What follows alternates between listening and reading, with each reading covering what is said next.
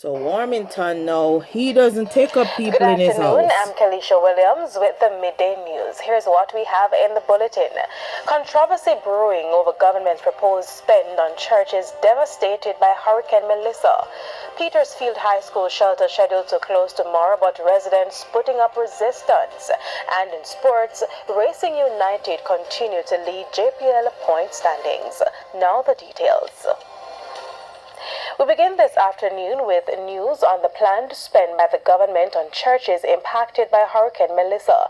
The situation is escalating into a controversy with stakeholders taking sides. Alia Bryant has the details. Battle lines have been drawn over hurricane recovery efforts.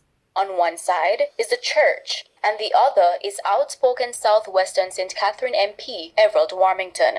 At the center of the dispute, should the government spend $75 million to help clean up and repair some damaged churches? The church says yes, but Mr. Warmington says no. He feels the church should spend its own cash to recover, and the state funds should instead be directed to residents who are hurricane victims. On Tuesday, at least one clergyman took Mr. Warmington to task. That is garbage. The country is devastated. The church don't have the resources to build back all of these churches. And so if the government can help, the government should help. And thank you, Prime Minister, for the initiative. We want the money to help to restore the church to its former glory. We don't have it. I don't know that we have it. And so if the government wants to help in the time of crisis, please do so by all means. He said the church has always come to the country's aid in times of need, therefore it is not unreasonable to accept help from the state in this crisis. When the nation has a crisis, the first person the nation called to is the church to pray. I remember when they were refurbishing the Cornwall Regional Hospital, how the West Jamaica Conference of Seventh-day Adventists gave their property to be used, and I still believe that it is being used today for the purpose of the Cornwall Regional Hospital. I know that the island has been devastated, especially the western end of the island. The West Jamaica Conference of Seventh-day Adventists probably lost about 70% of their congregation in terms of building. I know the government seek to help us. You hear that the church and the state must work separately. The clergyman, who is an elder in the Seventh-day Adventist Church, explained his view on the situation is not the official position of his church. Aaliyah Bryant, TVJ News. And Bishop Dr. Alvin Bailey, in the meantime, has also chastised MP Warmington for his comments, labeling them in. For him, many of these donors expect the church and the church people to benefit from the billions of dollars they have donated. School. So for Everald Warmington and all the politicians who think that they're gonna be rich towards themselves and poor towards the Most High, it doesn't work like that. Because when the houses of the Most High, when the breaches and the walls fell down, they rebuilt those back too. And a lot of times the kings and all the people who are supposed to take care of the Most High's house neglected them. But they don't know the church, Satan is not going to prevail against the church. And a lot of politicians think they can prevail against the church, and it's not going to happen. So the money goes towards rebuilding the churches, the homes, and everything. Jamaica would not have been destroyed if they had heeded the prophecies of the church, which told them these storms were coming and they needed to repent of their sins. They either repent or perish. Everald Warmington didn't say, hey, let all the politicians put the houses that they have together and put all of the people them in a them constituency when I have no house in a them big house they where them have. They never said that. They want people's house rebuilt individually, right? So the churches need to be rebuilt individually. There are many churches who do daycares.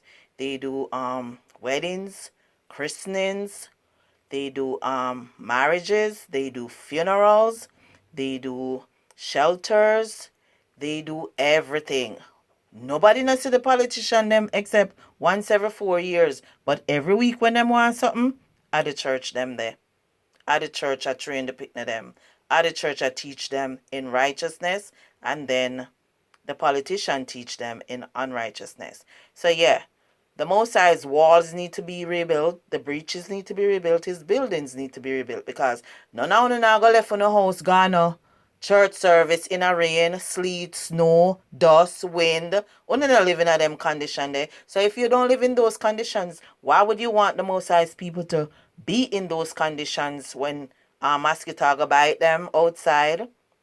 Yeah, whatever you want for yourself, want it for the Most High too. Those of you who are poor towards the Most High, He's going to be poor towards you. And a lot of you going to be cleaned out with Psalm 109, because for all the benefits we him gonna, we don't have no respect for no creator, we don't have no respect for him land, we don't have no respect for anybody. So stakeholders, those are not in the Bible. Tribes are in there. A theocracy in there led by Jehovah and Jesus Christ of Nazareth. Democracy is not in there. PNP not in there. GLP not in there. And when you don't want people to vote, you nobody show up in the church, them go ask the pastor them for make nobody vote for them. And Jamaicans, go back to the scriptures. Go back to righteousness and holiness. Go back to knowing what the Most High requires and do those things. Because leaders lead to sin, and follow them and become destroyed, which is what Hurricane Melissa is an example of, which is what Port Royal is an example of. Sin tourism naga benefit none of uno. But righteousness is what saves nations. But sin is what destroys them. Politicians naga telling you that. That a lot of them make deals with devils. They're lodge members, they're Illuminati, them drink blood, them rape little children. But that's who I lead the countries, and you leaders cause you to err. So yeah, be rich towards the Most High. Be rich towards righteousness and holiness and Jehovah's laws. And Jehovah made Jamaica a theocracy, and it will always be one, because more people serve him than serve politicians. They don't even have 30% of people voting for them. And some of those people are church people giving and doing, but they're going to tell you, oh, don't put no money towards the church. Well, the church taking back power because they got to lead to go into Armageddon, and politicians can't lead that battle. With that, I say shalom.